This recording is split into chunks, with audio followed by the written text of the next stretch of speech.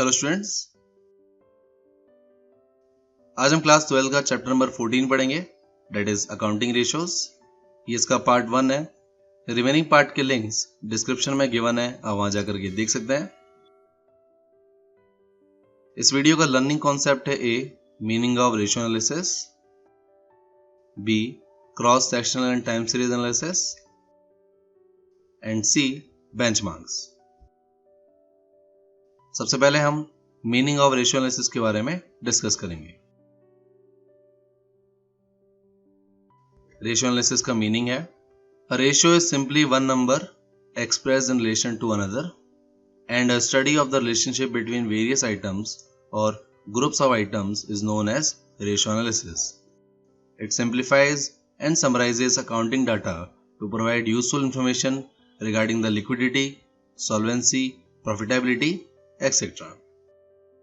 सो ratio analysis का मतलब है कि रेशियो के अंदर हम सिंपली एक नंबर को किसी दूसरे नंबर से डिवाइड करके उनके बीच में रिलेशनशिप को डिस्क्राइब करते हैं। रेशियो एनालिसिस का यूज किया जाता है फाइनेंशियल स्टेटमेंट में डिफरेंट आइटम्स के बीच में रिलेशनशिप को एस्टेब्लिश करने में। साथ ही रेशियो एनालिसिस का यूज कंपनी अपने अकाउंटिंग डाटा को सिंप्लीफाई और समराइज करने के लिए भी करती है। डाटा को एक बार सिंप्लीफाई एंड समराइज करने से कंपनी अपनी लिक्विडिटी, सॉल्वेंसी एंड प्रॉफिटेबिलिटी के बारे में जान पाती है। तो यहाँ हम कह सकते हैं कि अकाउंटिंग रेशियो और रेशियो एनालिसिस का यूज अकाउंटिंग डाटा को सिंप्लीफाई और समराइज करने के लिए किया जाता है, और ऐसा करने के बाद कंपनी अकाउंटिंग रेशियो की हेल्प से अपनी कंपनी के लिक्विडिटी, सॉल्वेंसी एंड प्रॉफिटेबिलिटी के बारे में जान पाती है। आगे इस चैप्टर के अंदर हम ऐसे कई सारे रेशियो देखेंगे जो कंपनी को हेल्प करते हैं कंपनी की लिक्विडिटी को जानने में, कंपनी की सॉल्वेंसी के बारे में जानने में, और साथ साथ कंपनी की प्रॉफिटेबिलिटी के बारे में भी जान सकते हैं। तो ये सभी चीजें तभी पॉसिबल होती हैं जब आप रेशियो एनालिसिस का यूज करते हो।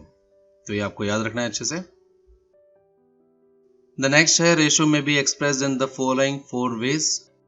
रेशियो का आप टोटल 4 तरीके से शो कर सकते हो। इसका मतलब यहाँ रेशियो के आंसर से है कि जब भी हम रेशियो कैलकुलेट करते हैं तो उसको हम 4 डिफरेंट वेज में शो कर सकते हैं, जिसमें फर्स्ट है प्रपोर्शन। इसका मतलब है it is expressed by the simple division of one number by another. For example, current asset to current liabilities is 2:1। तो इसको समझने के लिए आप एग्जाम्पल देख सकते हैं। यहाँ पर हमें current asset to current liabilities का रेशियो गिवन है 2:1। तो यहाँ 2:1 का मतलब यह है कि आपकी करंट एसेट डबल है आपकी करंट लायबिलिटीज है। इसी तरह आंसर को शो करना आपका कहलाता है प्रपोर्शन। तो यहाँ हम कह सकते हैं कि प्रपोर्शन में भी आप रेशियो को शो कर सकते हो, जैसा कि आप एग्जाम्पल में देख सकते हैं। सेकेंड इज रेट, जिसका मीनिंग है in this type it is calculated how many times a figure is in comparison to another figure। Rate का मतलब सिंपली how many times से है। इसके अंदर हम एक नंबर को दूसरे नंबर से डिवाइड करते हैं और ये पता करते हैं कि वो नंबर कितने टाइम्स ज़्यादा है। फॉर एग्जाम्पल, अगर आपकी क्रेडिट सेल 2 लाख रुपए है और ट्रेड रिसीवेबल्स आपके 40,000 है, तो यहाँ आप 2 लाख को 40,000 से डिवाइड करके आंसर निकालेंगे 5। यहाँ 5 टाइम्स जो आपका आंसर आएगा उससे पता चलता है कि आपकी सेल जो है वो ट्रेड रिसीवेबल से 5 टाइम्स ज्यादा है। तो टाइम्स में भी आप रेशियो को शो कर सकते हैं, जो एक और तरीका है जिसे हम रेट कहते हैं। Then third is percentage. In this type the relation between 2 figures is expressed in 100। इसका मतलब है कि रेशियो को आप परसेंटेज के अंदर भी लिख सकते हो। And fourth is fraction. से net profit is 1/5 of capital. इसका मतलब यह है कि रेशियो को आप फ्रैक्शन में भी लिख सकते हो, जैसा कि आपको एग्जाम्पल में दे रखा है कि net profit is 1/5 of capital, means जितनी भी आपकी कैपिटल होगी उसका 1/5 आपका क्या होगा, नेट प्रॉफिट। तो ये टोटल 4 तरीके हैं जिसमें आप रेशियो के आंसर को लिख सकते हो। रेशियो को आप प्रपोर्शन में लिख सकते हो, रेट में लिख सकते हो, रेशियो का आंसर आप परसेंटेज में भी लिख सकते हो, एंड रेशियो का आंसर आप फ्रैक्शन के अंदर भी लिख सकते हो। ये टोटल आपके 4 तरीके हैं जिसमें आप रेशियो को एक्सप्रेस कर सकते हो। नेक्स्ट टॉपिक है आपका cross sectional and time series analysis. सबसे पहले हम क्रॉस सेक्शनल एनालिसिस का मीनिंग देखते हैं।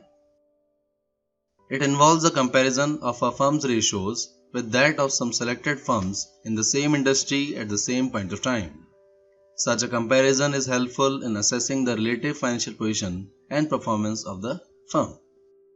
इसका सिंपली मतलब यह है कि जब आप अपनी फर्म के रेशियोज को किसी और फर्म की रेशियोज से कंपेयर करते हो तो उस कंपैरिजन को हम क्रॉस सेक्शनल एनालिसिस कहते हैं। और जब आप अपनी फर्म का कंपैरिजन किसी और फर्म से करते हैं तो उससे आपको अपनी फाइनेंशियल पोजीशन के बारे में और कंपनी की परफॉर्मेंस के बारे में ज़्यादा पता चलता है।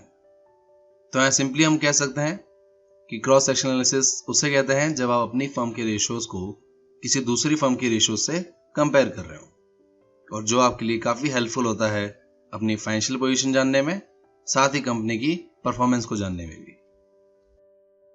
इसके जस्ट अपोजिट है टाइम सीरीज एनालिसिस, जिसका मीनिंग है when ratios of the same firms over a period of time are compared, it is known as a time series or trend analysis. Such analysis gives an indication of direction of change or developing trends and reflects whether the firm's financial performance has improved, deteriorated or remained constant over a period of time. इसका मतलब है कि जब एक firm अपने खुद के firm के रेशियोज को उन्हें जो पास्ट में रेशियोज कैलकुलेट किए थे उनसे कंपेयर करती है तो उससे हम टाइम सेक्शन एनालिसिस कहते हैं। इसी को हम ट्रेंड एनालिसिस भी कह सकते हैं। फॉर एग्जांपल, अगर एक एक्स लिमिटेड कंपनी है जिसने 2018 में रेशियोज को कैलकुलेट किया था, देन उसने 2019 में भी रेशियोज को कैलकुलेट किया, 2020 में भी कैलकुलेट किया, तो यहाँ पर अगर एक्स लिमिटेड अपनी फर्म के रेशियोज का यूज करके ही कंपैरिजन करती है तो उसको हम टाइम सेक्शन एनालिसिस कहते हैं। टाइम सेक्शन एनालिसिस काफ़ी हेल्पफुल होता है आपकी कंपनी की डायरेक्शन जानने में, साथ साथ आपको ये भी पता पड़ता है कि आपकी कंपनी डेवलप कर रही है या नहीं, और ये भी पता पड़ता है कि पास्ट रेशो के अकॉर्डिंग क्या आपकी कंपनी ने इम्प्रूवमेंट की या इम्प्रूवमेंट नहीं की या वो और कम हो गई। तो ये सभी बातें आपको टाइम सेक्शन एनालिसिस से मिलती है। तो ओवरऑल हम कंक्लूजन निकाल के कह सकते हैं कि क्रॉस सेक्शन एनालिसिस के अंदर आप अपनी फर्म के रेशियोज को दूसरी फर्म के रेशियोज से कंपेयर करते हो, एंड टाइम सेक्शन एनालिसिस के अंदर आप अपनी फर्म के रेशियोज को अपनी फर्म के पास्ट रेशियोज से कंपेयर करते हो। तो ये आपको डिफरेंस अच्छे से याद रखना है। The next is benchmark. Benchmark का मतलब सिंपली स्टैंडर्ड से है। जो भी आप रेशियो कैलकुलेट करते हो तो उसको आप किसी न किसी से तो कंपेयर करोगे, क्योंकि कंपैरिजन के बिना आप उसके बारे में कंक्लूजन किस तरह निकालोगे। सो बेंचमार्क का मीनिंग है in order to comment on the quality of a ratio it has to be compared with some standard or benchmark. These benchmark could be past ratio, ratio of similar firms and rule of thumb, जिसके बारे में भी हम discuss करेंगे। सबसे पहले benchmark का मतलब आपको याद रखना है कि बेंचमार्क का मतलब एक स्टैंडर्ड से होता है कि जो भी रेशो आप कैलकुलेट करते हो उसे किसी न किसी से कंपेयर करना या उसके लिए एक स्टैंडर्ड मेंटेन करना, जिसके बेसिस पर आप उस रेशो के बारे में कंक्लूजन निकाल सको, उसके बारे में डिस्क्राइब कर सको, उसके बारे में कमेंट कर सको। उसी को हम बेंचमार्क कहते हैं। तो बेंचमार्क सिंपली मींस स्टैंडर्ड, और ये आपके 3 तरीके से हो सकते हैं। First is past ratio. Past ratio का मतलब है a ratio could be compared और benchmarked with the last year ratio. It is also known as time series analysis. इसका मतलब सिंपली ये है कि रेशो जो आपने अभी कैलकुलेट किए हैं, अगर उनको आप लास्ट ईयर के रेशो से कंपेयर करते हो तो यहाँ पर आपके लास्ट ईयर के रेशो क्या हो जाएंगे, बेंचमार्क। इसी को हम बेंचमार्क कहते हैं और इसी को हम टाइम सीरीज एनालिसिस भी कह सकते हैं, क्योंकि यहाँ पर आप अपनी फर्म के रेशो को पास्ट रेशो से कंपेयर कर रहे हो। तो पास्ट रेशो भी एक बेंचमार्क हो सकता है। फॉर एग्जांपल, अगर आप एक्स लिमिटेड को रन कर रहे हो जिनने 2021 के अंदर रेशो को कैलकुलेट किया है और वो अपने करंट ईयर के रेशो को प्रीवियस ईयर्स के रेशो से कंपेयर करती है विच इज 2020, तो यहाँ 2020 के रेशो को बेंचमार्क कहा जाएगा। ऐसे ही आपका सेकंड है रेशियो ऑफ सिमिलर फर्म्स। ये आपका सेकंड बेस है।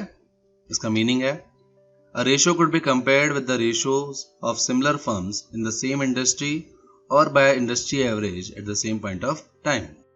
It is known as cross sectional analysis. इसका मतलब है कि जो भी रेशियो आपने कैलकुलेट किए हैं, अगर उनका कंपैरिजन आप किसी और सिमिलर फर्म्स के रेशियो से करते हो तो उसे भी हम बेंचमार्क ले सकते हैं, और इसी को हम क्रॉस सेक्शन एनालिसिस कहते हैं। तो यहाँ पर आपका बेंचमार्क फर्स्ट एंड सेकंड तो सेम वही हो गया जो हमने जस्ट अभी ऊपर डिस्कस किया था। फर्स्ट आपका हो गया time series analysis and second आपका हो गया क्रॉस सेक्शनल एनालिसिस। इसके अलावा एक और बेंचमार्क होता है जिसे हम कहते हैं रूल ऑफ थंब। इसका मतलब है कि certain rule of thumbs based upon well proven conventions have evolved over a period of time. इसका मतलब है कि इस चैप्टर में ऐसे आप कई सारे रेशियो देखोगे जिसके लिए पहले से ही उनके आइडियल रेशियो के बारे में बता दिया गया है, जो हर एंगल से प्रूव होते हैं कि ये अगर आंसर आपका निकलेगा तो वो बिल्कुल सही होगा। उसी को हम रूल ऑफ थंब कहते हैं। इसका मतलब सिंपली ये है कि जो रेशोज आप इस चैप्टर में सीखने वाले हो उनके लिए पहले से ही एक स्टैंडर्ड और बेंचमार्क बना दिया गया है। अगर आपका आंसर उस बेंचमार्क के अकॉर्डिंग निकलेगा तो उसे ही हम उसका स्टैंडर्ड कहेंगे। For example, rule of thumb for current ratio is 2:1, meaning thereby that the current asset should be at least twice the current liabilities. जैसे हम आगे की वीडियोस में करंट रेशियो को कैलकुलेट करना सीखेंगे तो करंट रेशियो के लिए पहले से ही 2:1 एक बेंचमार्क डिसाइड कर लिया गया है कि अगर आपके करंट रेशियो का आंसर 2:1 आता है तो इसका मतलब यह है कि आपकी करंट एसेट आपकी करंट लायबिलिटी से डबल है। तो ये 2:1 एक स्टैंडर्ड हो गया, एक आइडियल हो गया आपका, और एक बेंचमार्क हो गया। इसी को हम रूल ऑफ थंब कहते हैं, जो आपको याद रखना है। तो इस तरह आपके ये 3 बेंचमार्क हैं। बेंचमार्क का मतलब अभी भी आपको सिंपली स्टैंडर्ड से याद करना है कि जो भी रेशियो आप निकालोगे उसको कंपैरिजन करने के लिए किस चीज़ को आप बेस लेते हो। अगर आप पास्ट रेशियो को लेते हो तो उसे हम टाइम सीरीज एनालिसिस कहते हैं। अगर आप किसी और फर्म से कंपेयर करते हो तो उसे हम क्रॉस सेक्शनल एनालिसिस कहते हैं। और अगर आप रूल ऑफ थंब का यूज़ करते हो विच इज सिंपली मीन्स पहले से डिसाइडेड रेशियोज हैं, आपको उससे ही कंपैरिजन करना है, तो उसे हम बेंचमार्क कहेंगे। इस तरह आपके इस वीडियो के सभी टॉपिक्स कंप्लीट होते हैं। देन पार्ट नंबर 2 में हम advantage of accounting ratios, limitations of accounting ratios and classification of ratios के बारे में डिस्कस करेंगे।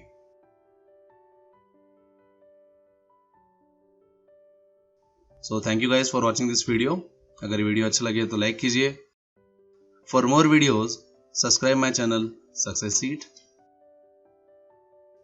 इस चैप्टर के नोट्स के लिए आप मुझे व्हाट्सएप पर कांटेक्ट कर सकते हैं, साथ ही आप फॉलो कर सकते हैं on Facebook and Instagram for questions, queries and updates के लिए, and click on bell icon for daily updates.